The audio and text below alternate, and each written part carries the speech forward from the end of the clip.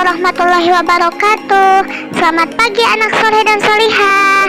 Sebelum memulai pembelajaran, kita berdoa dulu ya. Raditu billahi rabba wa bil islami dina wa bi muhammadin nabiyya wa rasula. Rabbi zidni ilma warzuqni fahma. Amin. Pada hari ini kita masih membahas tentang bab 3, yaitu bersuci dari najis.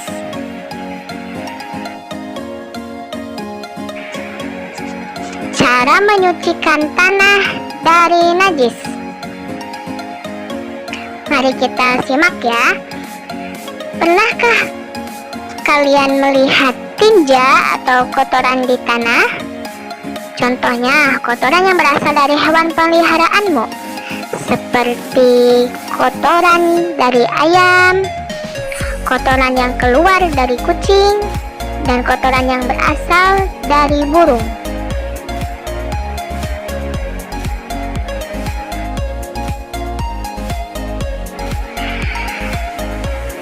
Cara menyucikannya yaitu menyirami tanah yang terkena najis tersebut dengan air.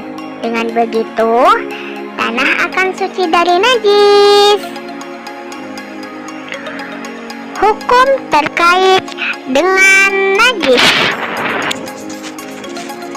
Yang pertama, tidak berdosa menyentuh najis. Apabila tersentuh najis, harus segera disucikan sesuai dengan caranya. Ingat, beribadah kepada Allah harus selalu dalam keadaan suci. Yang kedua, syarat ibadah kepada Allah Subhanahu wa Ta'ala, yaitu setiap muslim wajib bersuci dari najis yang melekat pada badan, pada pakaian, dan pada tempat ibadah. Nah, mengapa badan harus suci? Karena suci dari najis menjadi syarat sah melaksanakan sholat. Apabila tidak suci dari najis, maka sholatnya tidak akan sah.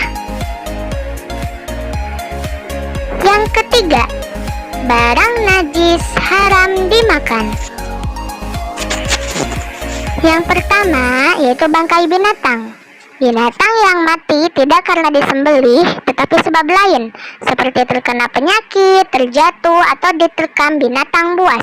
Rasulullah Shallallahu Alaihi Wasallam bersabda, "Uhillat lana maitatani wa damani fa ammal maitatani fal hut wal jarad wa ammad damani fal kabid wa tuhal."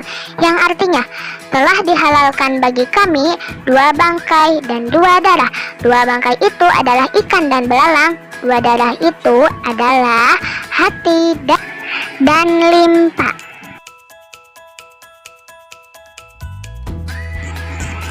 Yang kedua yaitu babi. Kulit, tulang, dan semua bagian dari hewan tersebut yaitu diharamkan. Yang ketiga yaitu darah. Darah yang dibekukan disebut marus atau saren. Hukum mengonsumsi darah adalah haram meskipun dari binatang yang halal. Yang keempat, binatang yang kotor dan menjijikan. Binatang yang kotor dan menjijikan diharamkan untuk dikonsumsi, seperti kecoa, lalat, dan kaki seribu. 4. Benda najis haram diperjualbelikan. Benda najis biasanya mengandung racun atau zat lain yang mematikan. Untuk selanjutnya, najis yang dimaafkan, yaitu ada beberapa najis yang bisa dimaafkan. Yang pertama, darah yang berasal dari jerawat, sedikit ataupun banyak.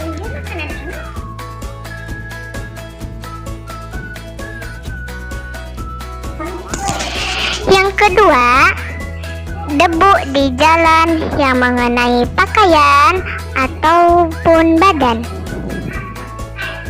3. Mulut anak kecil yang terkena mutahannya sendiri. Yang keempat, sisa darah yang ada pada potongan daging. Yang kelima, kotoran ikan di dalam air yang tidak sampai mengubah warna air tersebut.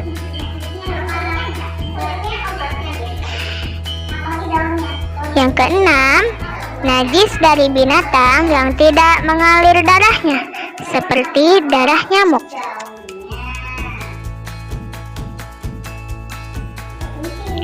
Yang ketujuh, nanah dari bisul, baik bercampur darah maupun tidak. Yang kedelapan, percikan darah mengenai orang yang suka menyembelih hewan ternak. Terima kasih anak soleh dan solihah telah mengikuti pembelajaran hari ini. Ibu akhiri, wassalamualaikum warahmatullahi wabarakatuh.